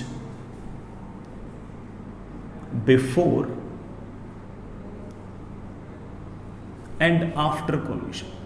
collision से पहले और कॉलिजन के बाद ये वाली वेलोसिटी सेम रहेगी, अनचेंज रहेगी। तो मैं ऐसे कह सकता हूं कि v parallel is equals to u parallel, या बेटा ऐसे लिख दूं कि v sine phi is equals to u sine theta. This is my equation number 1। तो पहला कॉन्सेप्ट हम ये सीख गए। कल को अगर हम कोई टफ सवाल भी करेंगे तो हो सकता है कि हम इस कॉन्सेप्ट पर ही उसको बिल्डअप करें, इसी कॉन्सेप्ट को हम थोड़ा सा आगे और बढ़ाएं। ठीक है, तो ये वाला कॉन्सेप्ट हमें याद रहना चाहिए। अब दूसरा है हमारा ई का कॉन्सेप्ट। सर ई का तो कॉन्सेप्ट बहुत ही सिंपल सा था, velocity of separation upon velocity of approach. बिल्कुल सही बात है बेटा। अभी भी हम वही फॉर्मूला लगाएंगे, velocity of separation upon velocity of approach. बस हम एक छोटा सा चेंज कर देंगे, और वो चेंज ये है along line of impact, along line of impact. E की इक्वेशन लिखते वक्त हम जो वेलोसिटी ऑफ सेपरेशन और वेलोसिटी ऑफ अप्रोच लिख रहे हैं, उसमें सिर्फ और सिर्फ वही वेलोसिटी लिखनी है जो लाइन ऑफ इम्पैक्ट के अलोंग हो, सिर्फ वही लिखनी है। मैं इसके पीछे का कारण बता सकता हूँ। याद करो कि इम्पल्स की मेन डेफिनेशन ये नहीं थी, इम्पल्स की डेफिनेशन थी impulse of reformation upon impulse of deformation. और सारी की सारी इम्पल्स तो बेटा जी मोमेंटम किस तरफ चेंज कर रही हैं, लाइन ऑफ इम्पैक्ट के अलोंग। तो ऑफ कोर्स जो वेलोसिटीज आएंगी वो भी कौन से आएंगे, लाइन ऑफ इम्पैक्ट के अलोंग। तो हमारे पास फॉर्मूले में हल्का सा चेंज है। पहला कॉन्सेप्ट हमने ये सीखा और दूसरा कॉन्सेप्ट हमने ये सीखा। हमारे इसका तो आंसर आता रहेगा सर, वो देख लेंगे। हमने जो मेन कॉन्सेप्ट सीखे वो सिर्फ यही सीखे हैं। पहला ये कि लाइन ऑफ इम्पैक्ट के परपेंडिकुलर डायरेक्शन में वेलोसिटी विल रिमेन अनचेंज्ड, और दूसरी हमने बात सीखी कि ई का फॉर्मूला हल्का सा चेंज हो गया है। Now it has become velocity of separation upon velocity of approach, both must be along line of impact. हमारे जो टफ वाले सवाल होंगे बेटा वो भी इसी फॉर्मूले से हमसे बड़े आराम से बन जाएंगे। तो अगली बात बेटा ये है कि अगर इस बॉल के और इस सरफेस के बीच में अगर कोएफिशिएंट ऑफ रेस्टिट्यूशन ई है, तो हम कह सकते हैं कि E is velocity of separation.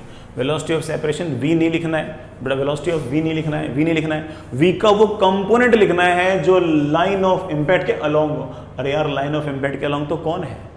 आप बोलोगे सर लाइन ऑफ इम्पैक्ट के अलोंग तो वी कॉस फाई है। सर वेलोसिटी ऑफ अप्रोच बेटा इससे बॉल टक्कर कर रही है, वेलोसिटी अप्रोच यू लिख दूं ना बेटा, यू नहीं लिखना ना ना, यू का वो कंपोनेंट लिखना है जो लाइन ऑफ इम्पैक्ट के अलोंग हो, और लाइन ऑफ इम्पैक्ट के अलोंग जो कंपोनेंट आएगा बेटा that will be you cos theta. I hope it will work. और हम कह सकते हैं कि v cos phi is equals to e times u cos theta. This is my equation number 2. ऐसे किसी फिक्स सरफेस से अगर टक्कर करोगे तो ये वाली वेलोसिटी और ये वाली वेलोसिटी तो सेम रहेगी, और ये जो लाइन ऑफ इम्पैक्ट के अलोंग तुम बात कर रहे हो उस तरफ अगर पहले वेलोसिटी अगर u cos थीटा थी तो बाद में वेलोसिटी हो जाएगी आपकी e times u cos theta या फिर e टाइम्स u परपेंडिकुलर। बस कौन सी वाली वेलोसिटी चेंज हुई है? लाइन ऑफ इम्पैक्ट के अलोंग। सर मुझे ये नेट वेलोसिटी चाहिए बड़ा, अगर देखो नेट वेलोसिटी चाहिए तो दोनों इक्वेशन को स्क्वायर करके ऐड करो, स्क्वायर करके ऐड करो तो V square sine square phi plus V square cos square phi. बेटा sine square phi plus cos square phi, V square sine square phi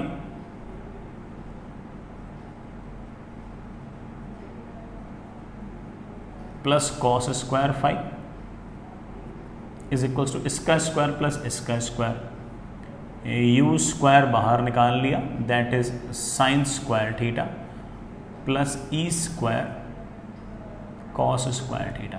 sign square phi plus cos square phi is 1, तो we को आप लिख सकते हो कि sir net speed मेरे पास आ गई है and that is U times under root of sine square theta plus E square cos square theta. यही नहीं, ये जब बॉल जा रही है तो इस कॉमन नॉर्मल या बेटा लाइन ऑफ इम्पैक्ट के साथ कितने एंगल पे जा रही है हम ये भी निकाल सकते हैं। आप इक्वेशन 1 से इक्वेशन 2 को डिवाइड कर दो। जैसे मैंने इक्वेशन 1 को इक्वेशन 2 से डिवाइड किया तो v से तो v गायब हो गया, मेरे पास आ गया sine phi upon cos phi is tan phi, that is u से u गायब आ गया, sine theta upon e times cos theta. आप इसको लिख सकते हो that is tan theta upon e। लेकिन मैं फिर से इस बात को कहूंगा कि इंपॉर्टेंट चीज ये नहीं है कि ये आंसर्स आए, इंपॉर्टेंट चीज ये है कि हम इस बात को सीखे हैं, समझे हैं कि पहली बात कि जो भी हमारा लाइन ऑफ इम्पैक्ट है उसके परपेंडिकुलर डायरेक्शन में, मतलब सरफेस के अलोंग जस्ट टक्कर से पहले और जस्ट टक्कर के बाद वेलोसिटी सेम है। और दूसरी बात कि हमारा जो ई का फॉर्मूला है वो हल्का सा मॉडिफाई हो गया है। अब हम ई के फॉर्मूले में ये बात बोलेंगे कि that is velocity of separation upon velocity of approach and both the velocities must be along the line of impact. ठीक है बच्चों, हमारा मोस्ट ऑफ द काम जो है वो इससे बड़े आराम से बन जाएगा, हमें किसी प्रकार की कोई दिक्कत इसमें नहीं आएगी। चलिए बेटा, हालांकि मैं इस बात को फिर से बोल दूं कि सिर्फ इन दो कॉन्सेप्ट से हम लगभग आगे के सारे सवाल कर लेंगे। अगर टफ भी होंगे वो भी कर लेंगे, आज नहीं हो पाएंगे बेटा, कल हो पाएंगे टफ वाले सवाल ऑब्लिक के। लेकिन आप है ना सेक्शन F निपटा देना शीट का, क्योंकि उसमें कोई ऐसा टफ सवाल है ही नहीं। अपन ने जैसे कर रखा मोस्टली तो हेड ऑन के ही हैं, वो तुम सटासट कर दोगे, अपन ने उससे बेटर सवाल तो क्लास में कर लिए यार। ठीक है, तो सेक्शन F तो ऐसे निपट जाएगा तुम लोगों से। और कोई इक्का दुक्का अगर ऑब्लिक सवाल ऑब्लिक का आए तो बेटा कर लेना उसको यार। ठीक है, बाकी अपन मतलब कर लेना, तुम सेक्शन F में कोई छोड़ना मत, कर लेना। ठीक है,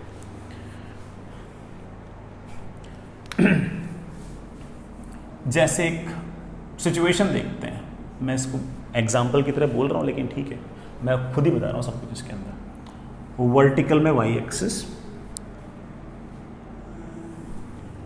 हॉरिजॉन्टल स्मूथ सरफेस है, हाँ दिस इज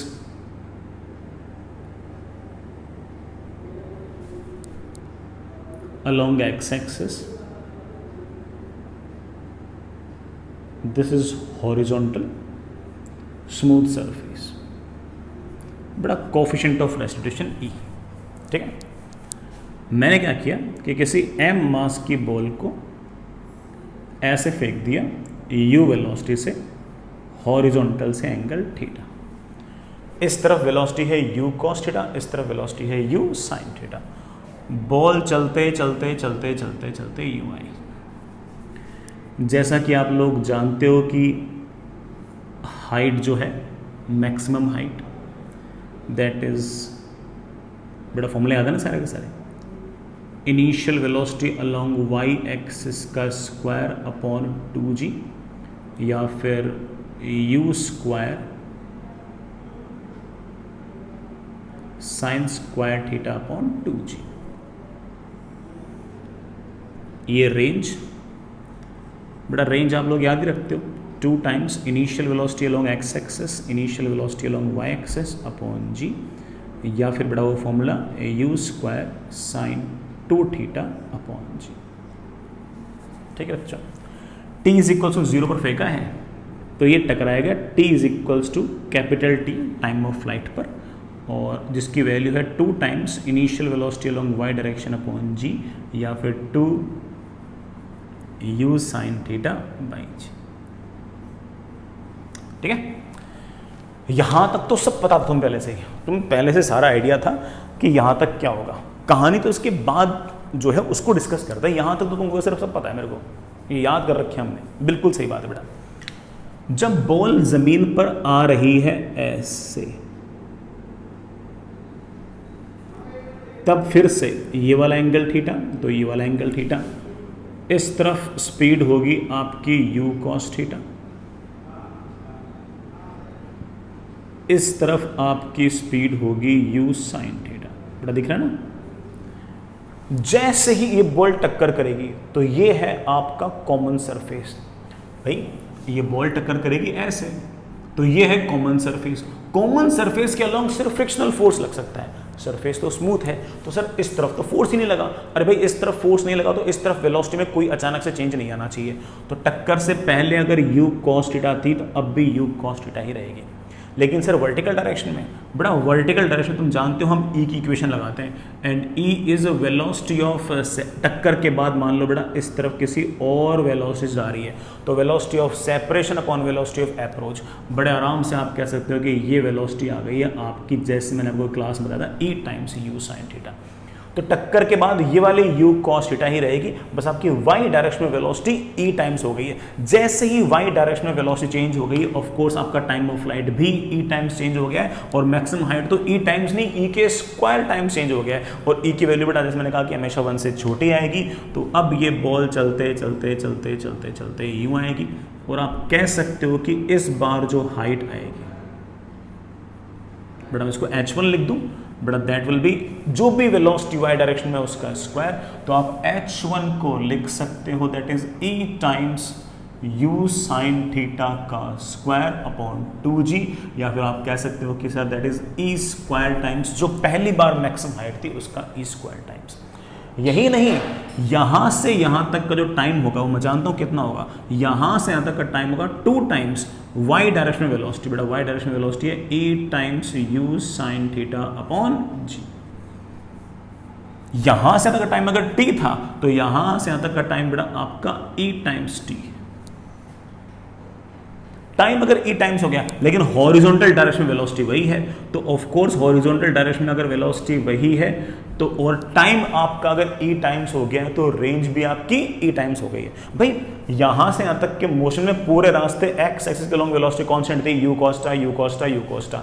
यहां से यहां तक के मोशन में पूरे रास्ते x एक्सिस के लॉन्ग वेलोसिटी पूरे रास्ते सेम है u cosटा u cosटा u cosटा। बस फर्क इतना है कि यहां से यहां तक टाइम t है, यहां से यहां तक का टाइम et है, तो ऑफ कोर्स ये जो रेंज होगी ये r नहीं होगी बेटा, क्या हो जाएगी er। टाइम ऑफ फ्लाइट हो गया e टाइम्स, रेंज हो गई है e टाइम्स, लेकिन मैक्सिमम हाइट हो गई है e स्क्वायर टाइम्स। सर फिर से टक्कर होगी बेटा, जब फिर से टक्कर होगी तो इस तरफ तो वेलोसिटी आपके पास अब भी u cos थीटा होगी। टक्कर से जस्ट पहले वेलोसिटी नीचे की तरफ e times u sine theta होगी। जस्ट टक्कर के बाद वेलोसिटी ये वाली तो इतनी रहेगी, लेकिन वर्टिकल डायरेक्शन में लाइन ऑफ इम्पैक्ट के अलोंग बेटा वेलोसिटी जितनी थी उसकी e टाइम्स हो जाएगी, तो ये वाली वेलोसिटी आपके पास जाएगी e square times u sine theta. यहां से यहां इस मोशन में और आगे वाले मोशन में again y direction velocity e times हो गई है। y डायरेक्शन में अगर वेलोसिटी e टाइम्स हो गई तो हाइट e स्क्वायर टाइम्स हो गई, जितनी अब थी उसकी। अब बड़ा हाइट आपकी और घट गई है, ये वाली हाइट में बड़े आराम से h2 लिख सकता हूँ, इस वाली हाइट को बड़ा मैं h2 लिख सकता हूँ, और h2 को मैं बोल सकता हूँ बेटा क्या, e square u sine theta, ये बड़ा वेलोसिटी है, इसका square upon 2g, but I think that is e की पावर 4 टाइम्स h। जो आपकी बेटा वेलोसिटी जो हाइट h थी ये e स्क्वायर h है, ये बेटा आपकी e की पावर 4h है। यही नहीं, यहाँ से यहाँ तक का टाइम, ये वाला जो टाइम होगा बेटा, यहाँ से यहाँ तक का टाइम ऑफ फ्लाइट बेटा आपको होगा sir 2 times y direction velocity. बेटा y direction velocity e square u sine theta upon g। इस ई स्क्वायर को बाहर निकालो तो आप बोले सर ये वाले टाइम ऑफ फ्लाइट आ गई है, ये वाले टाइम ऑफ फ्लाइट आ गई है, ई स्क्वायर टाइम्स यहाँ से यहाँ तक का टाइम, ये वाला अगर ये वाला टाइम t है, ये et है, तो ये वाला टाइम e स्क्वायर t है, और अगर ये टाइम e स्क्वायर t है तो अगर ये रेंज r है तो ये रेंज r नहीं है बेटा। यहाँ से यहाँ तक की जो रेंज है हॉरिजॉन्टल डायरेक्शन वेलोसिटी तो आपकी कांस्टेंट है u cosटा, यहाँ से तक टाइम अगर e स्क्वायर टाइम्स हो गया तो रेंज आपकी e स्क्वायर टाइम्स हो गई। अगेन आप समझ गए अब क्या होगा, अगली बार क्या होगा, अगली बार बड़ा चलते चलते चलते यूँ आएगा, ये जो आपके पास हाइट आएगी e⁻⁶h आएगी, ये जो टाइम ऑफ फ्लाइट आएगा यहाँ से तक वो e⁻³ टाइम्स t आएगा, और ये जो रेंज आएगी बेटा ऑफ कोर्स ये e⁻³ टाइम्स आपकी r आएगी। तो इस तरह से बेटा पार्टिकल लगातार जैसे जैसे आगे जा रहा है आगे जा रहा है आगे जा रहा है, हाइट जो है बेटा वो लगातार कैसे चेंज हो रही है, टाइम ऑफ फ्लाइट कैसे चेंज हो रही है, आप समझ गए होंगे। पहली बार के प्रोजेक्टाइल मोशन में अगर हाइट h थी तो अगले प्रोजेक्टाइल मोशन में हाइट आपकी e स्क्वायर। सर स्क्वायर क्यों चढ़ गया बेटा, हाइट के फॉर्मूले में ही क्या था, y डायरेक्शन में वेलोसिटी, y डायरेक्शन में वेलोसिटी का स्क्वायर अपॉन 2g, और y डायरेक्शन में वेलोसिटी e टाइम्स हो गई है, और उसका स्क्वायर कर रहे हो तो ऑफकोर्स हाइट तो ई स्क्वायर टाइम्स हो गई है। फिर अगली बार अगेन ई स्क्वायर और जोड़ दो तो ई रेज़ टू पावर 4h, अगली बार E raise to power 6h, चलते जाओ चलते जाओ चलते जाओ। सर टाइम ऑफ फ्लाइट, यहां से यहां तक का टाइम ऑफ फ्लाइट अगर t है, टाइम ऑफ फ्लाइट का फॉर्मूला हम जानते हैं 2 times velocity along y direction upon g। Velocity along y direction हो गया e टाइम्स, तो अगली बार आपका टाइम ऑफ फ्लाइट हो गया e टाइम्स t। फिर आपका हो गया e स्क्वायर टाइम, तो e स्क्वायर टाइम्स t बड़ा फिर e raise to power 3t and so on. रही बात रेंज की, बड़ा कुछ और ना समझ में आया तो ये बोल दो कि सर रेंज का एक फॉर्मूला बहुत ही आसान था, 2 times ux uy upon g। Sir ना तो 2 चेंज हुआ है, ना x एक्सिस के लॉन्ग वेलोसिटी चेंज हुई है, ना g चेंज हुआ है, सिर्फ और सिर्फ सर ये uy चेंज हो रहा है। बेटा uy चेंज हो रहा है तो पहली बार अगर रेंज r है तो अगली बार y डायरेक्शन में वेलोसिटी e टाइम्स हो गई है, तो रेंज अगली बार आ गई है er, फिर आ गई है e स्क्वायर टाइम्स r, फिर आ रही है e raise to power 3 times and so on. सारे के सारे बेटा ये जीपी में है, और हो सकता है कि बेटा कभी इसका बात का कोई यूज़ करके कोई सवाल पूछ ले हमसे, हम बड़ा आराम से कर सकते हैं। इस जीपी का कॉमन रेशो ई है, इसका कॉमन रेशो ई है, और इसका कॉमन रेशो ई स्क्वायर है। I hope you know the meaning of common ratio. तो ठीक है बेटा, आसान सा काम था, कोई बहुत बड़ा ऐसा टास्क नहीं था, बट फिर भी हमने जो याद कर रखा था उसके बेसिस पे सवाल था, अलग से बेटा इसमें कुछ नहीं था। ठीक है बेटा, आप लोग है ना exercise 1 part 1 part 2 section F पूरा निपटा दो। ठीक है, ज़्यादा बड़ा नहीं बेटा, ठीक है, फिर भी मेरे ख्याल से सबसे बड़ा सेक्शन F ही निपटा देना, कोई बड़ा टास्क है, निपटा देना। चलिए कल मिलते हैं।